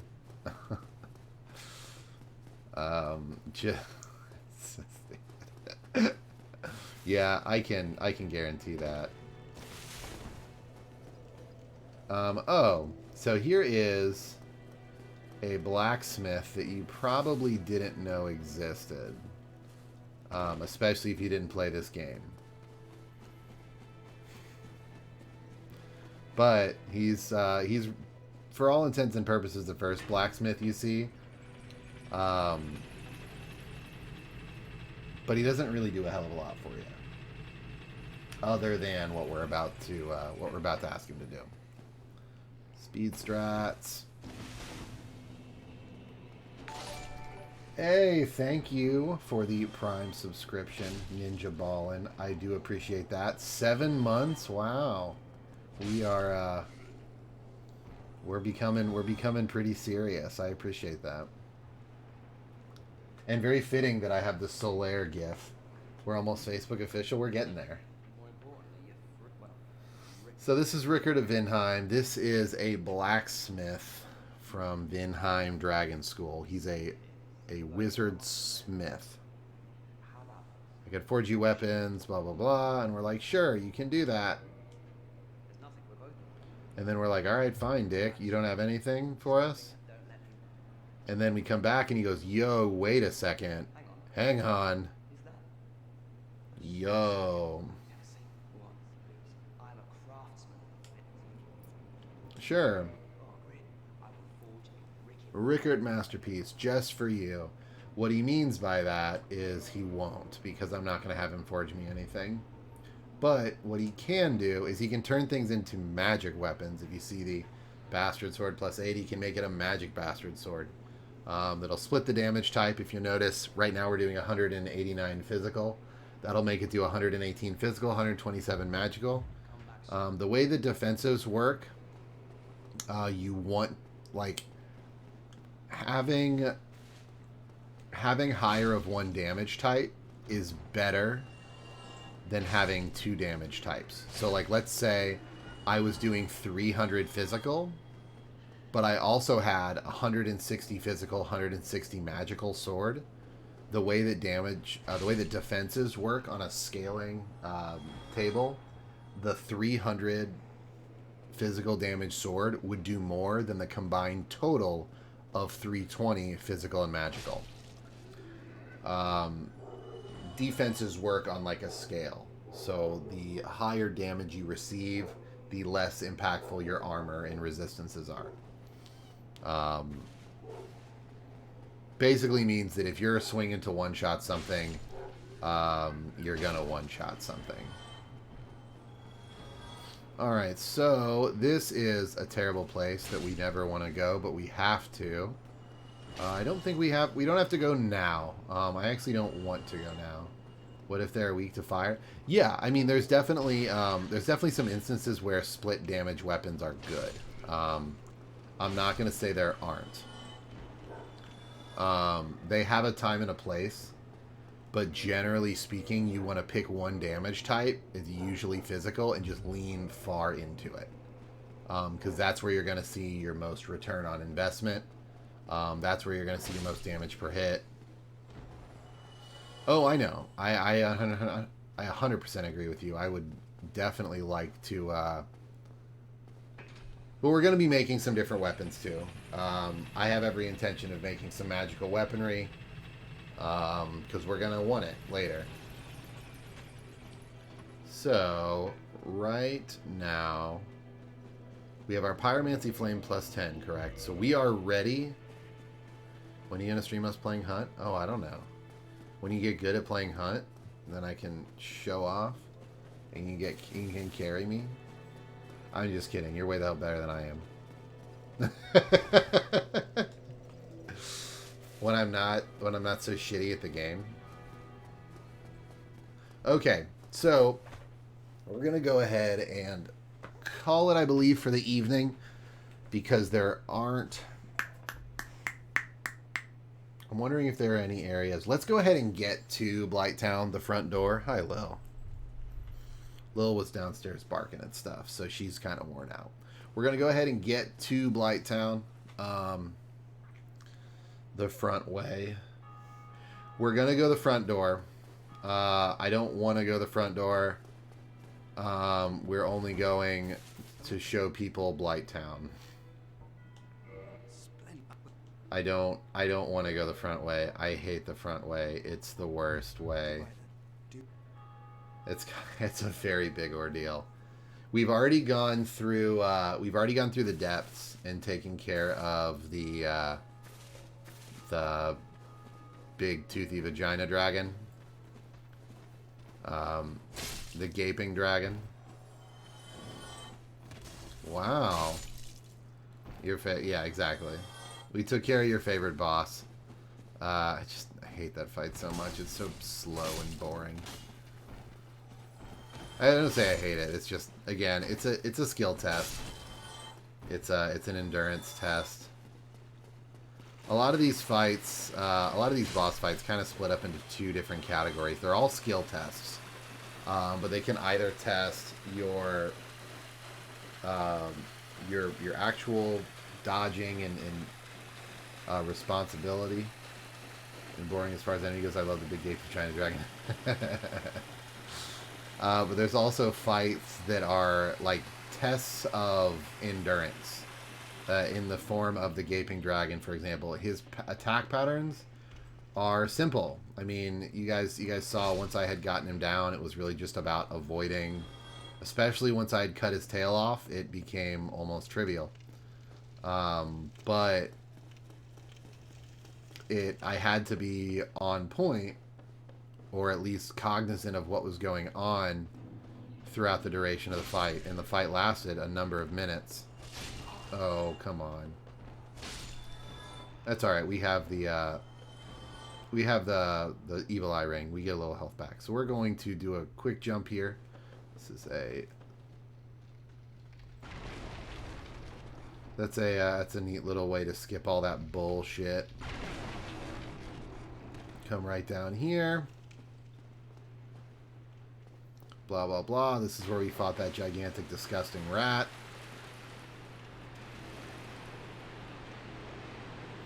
Hug the left wall, or else you have to fall into the stupid basement and get cursed. And we're actually going to show off how we kill these slimes now. Combustion! They hate fire. This is the first time we've used our Pyromancy Flame, but it is plus 10. Despite having no experience with it, we are accomplished as F Pyromancers.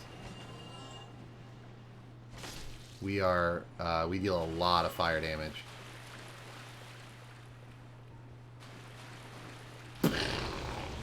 One shot.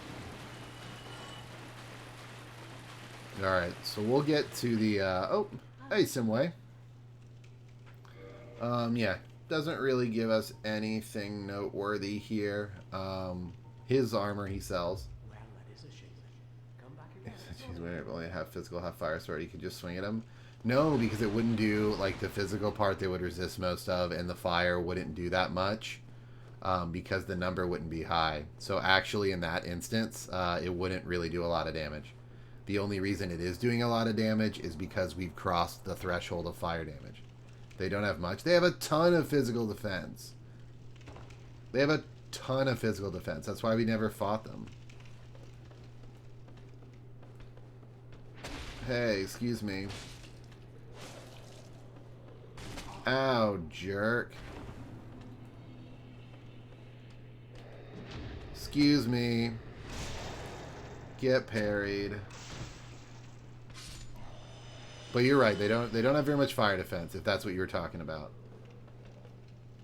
Boom, get parried, and get kicked off the edge. Oh no, he didn't get kicked off. Lame.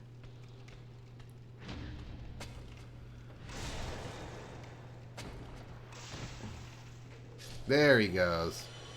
He gone. Oh, we need to switch to a different shield, actually. Spider shield. That's important here. That's very important. They have about 200. Each sword swing with my bastard sword would do probably 25 or 26. I'd have to hit him about 10 times to kill him. They got about 180 to 200 health, I think.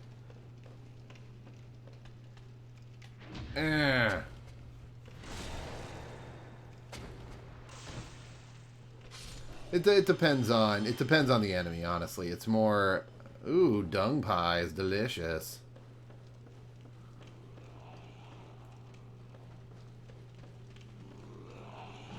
Ow. Hey, stop it.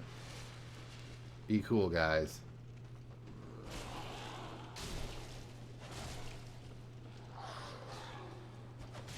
These enemies are actually more troublesome for me personally than for a lot of people. I have a lot of difficulty with those enemies for some reason.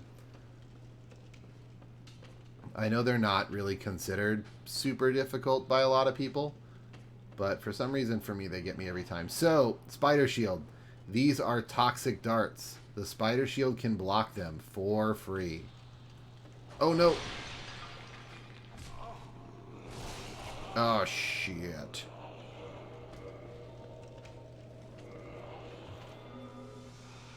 Okay.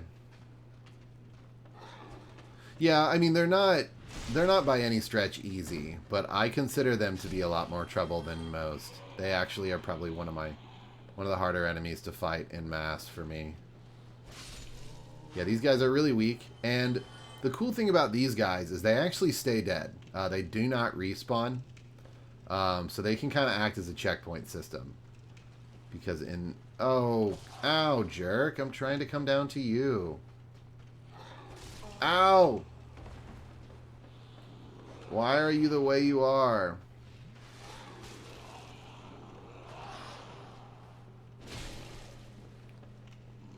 Oh. That grab attack is a pain in the ass. Yeah, I don't know. Something about these guys. The way that this area works, and this is why this area sucks so much, is that this area has a lot of winding paths. And enemies have really weird, by design, mind you, they have really weird aggro patterns. So, like, you'll aggro an enemy that won't get to you for, like, 3 minutes if it follows its pathing. But, depending on where you are at the time, it can create some very difficult situations. Like, it's... Blighttown's never fun. And it's different every time, it feels like. Like, this is the closest you can get to, like, a roguelike. Because you'll be walking across a bridge and aggro something way down here. Again, by design. This is how it was planned. And if you just stand on that bridge, 3 minutes later, that thing will finally arrive and you can fight him right there, no problem. Like, I can cross here. Of course, the bridge moves, because why wouldn't it?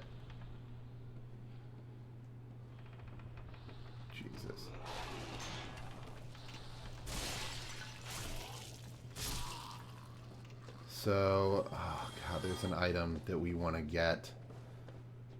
We're not even going to use it. Why am I jumping for the Ito? See, I don't know when I aggroed that guy.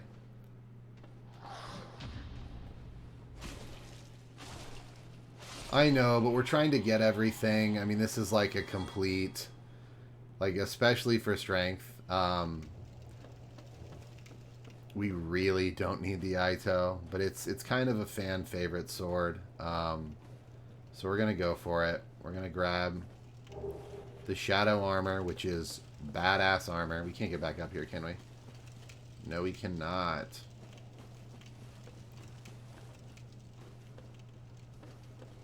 No, we can get back here, I think. It's just like this weird... Oh, wait. So yeah, verticality is used against you in this way. I'd have to do it twice. I know. It's for the content. So like there's like, see that guy up there is running towards me. I have no clue when he's gonna get to me. He's over there. He might be taking a ladder. These guys can climb up and down ladders, so I'm just like, there's a guy climbing up there. Don't know when he's gonna get to me. Don't know which direction he's gonna come from. It's just kind of a shot in the dark. And it sucks, and I'm talking big time. Oh god, this guy followed me down. Shit, and we're toxic again. We're gonna do some rapid fire menuing. There we go. Oh, balls. We're dead. Blighttown sucks. So here's the thing about Blighttown. From a design perspective... Oh, God, we're here. Blighttown is... Okay, we're not going... Oh, God, we gotta get our shit. From a design-specific perspective, Blighttown is awesome. In that way. However, it is designed specifically to murder the player. Yeah, it's awesome if you like pain. It sucks. There is a back door to Blighttown. You can take it, drop right down to the boss, and you never have to mess with any of that. And I'll tell you what, 99 times out of 100, that is the way I go. This is that 100th time. Hey, how you doing, boss?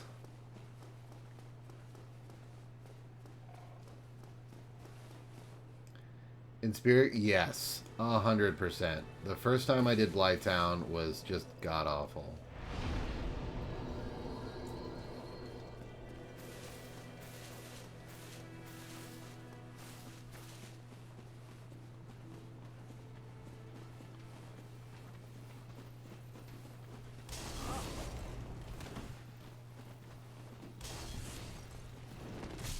Ow, I just want to run. I don't want to stop and fight you.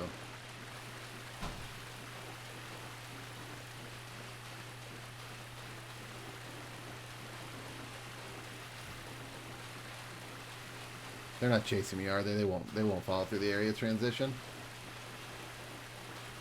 Hi, Poison Arrow Lady.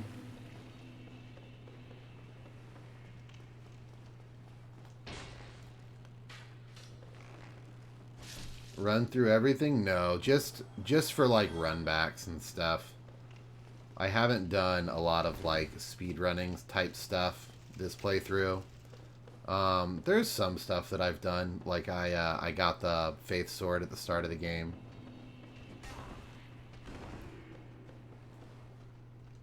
But I really haven't done a lot of like speed running type stuff.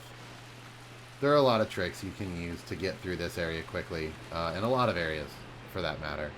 And I might show off a few speedrun sequence breaks and stuff like that, but probably not in super depth, because I do want to show everything.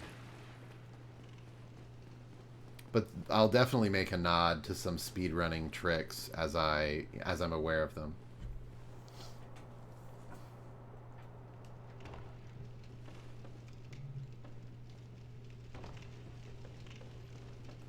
Come here. Oh, dang it.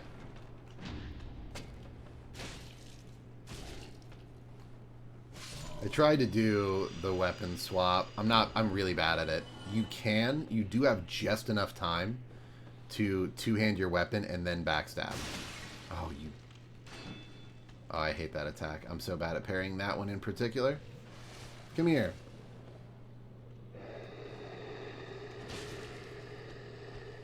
That one I can parry in my sleeve.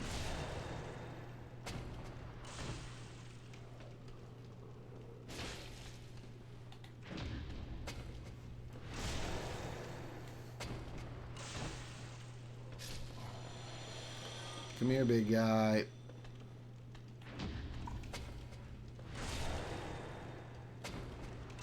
So I'm stopping to kill these guys primarily because they're each worth 500 souls. Oh my god, iframes. I love you. Grab attack. Gotta roll. We could. We could. Parrying's fun. I could two-hand backstab this guy. It's just fun to land parries on those big attacks. And as you can see, that dart guy is dead. He is gone for good. Alright, Aito, we're going for you. Jesus Christ.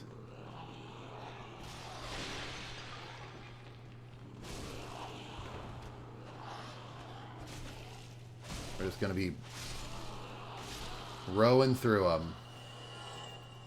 There are some benefits to using large weapons. Okay. This is a fan favorite weapon and one of my personal favorite weapons. My very first playthrough used this weapon. I love this weapon. It is badass in every sense of the word. But it's a dex weapon, so we're not using it. But we're going to go for it. Oh, that was easy. We got it. The Iaito. Very cool. It's a short katana that deals crazy damage. Has really good dex scaling. You know what? We're going to be like, spit. That didn't work. Good thing your pathing is messed up.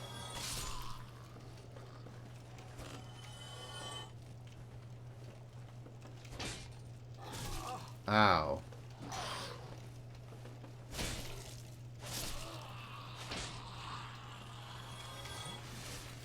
Okay. Oh, God. And here's another one of Blighttown's cool things. Just precarious drops. Do you like almost dying to gravity? Well, Blighttown is the place for you. Wait, hold on. I wonder if there's an area up here. Oh, I forgot about this. So this is how you would get back to that main path that we took. If you thought the last precarious bridge was shitty, yeah, you should try a moving one. Yeah, isn't Blighttown the best? This isn't player hostile. And there's dogs. Super good.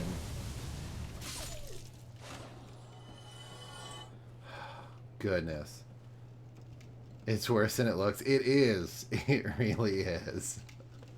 That's the one thing about Dark Souls, is that if you're an experienced Dark Souls player, and I've run into this a number of times when I stream this game, or anything in this series for that matter, it looks way easier than it is. Because you're just like, oh, all you got, like this right here, sucks. That sucks. If you step one, like, little bit to the right, you hit that slide animation and you shoot to the left. It's not fun. Okay, so where are we going? I don't remember where our souls are. So here's what I'm gonna do. I'm gonna ditch the Ring of the Evil Eye right now, and I'm gonna swap to the Ring of Sacrifice. Cool thing about this ring that I did not mention earlier. So it says that you lose when you're wearing this ring, you don't lose all your souls upon death, which is cool. I mean, that's a great benefit. Secondary benefit, if you have a blood stain in the world, how the hell do I get down here? And you are wearing this ring, if I were to die right now, that blood stain would not despawn. So this is a great way to get back to where you were. I'm going to say this is probably not how you go, judging by... Oh, poor guy. He tried. He tried.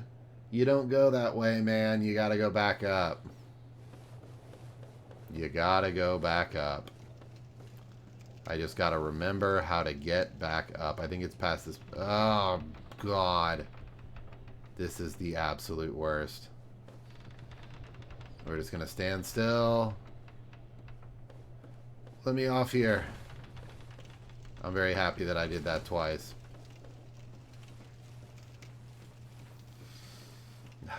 This area sucks so bad. And the thing is, I have no idea if there's an enemy coming for me right now. I have no idea. For all I know, there is another enemy coming for me. We're going to rest here. We're going to respawn the stuff behind us. That might be a mistake, but whatever. So, like, I could aggro an enemy that's, like, 5 minutes away up here. There's my... There it is. So I know there were some lizard men. And I know there were some dogs. There's a lizard man and there's some dogs!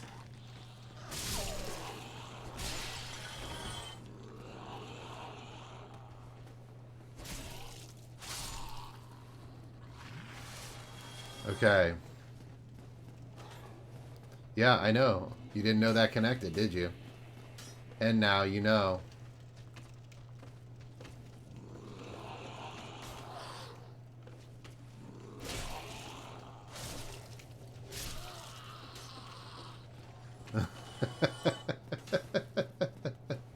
Yeah, this whole place connects. If you're willing to just explore Blighttown, which nobody is, because this place is garbage.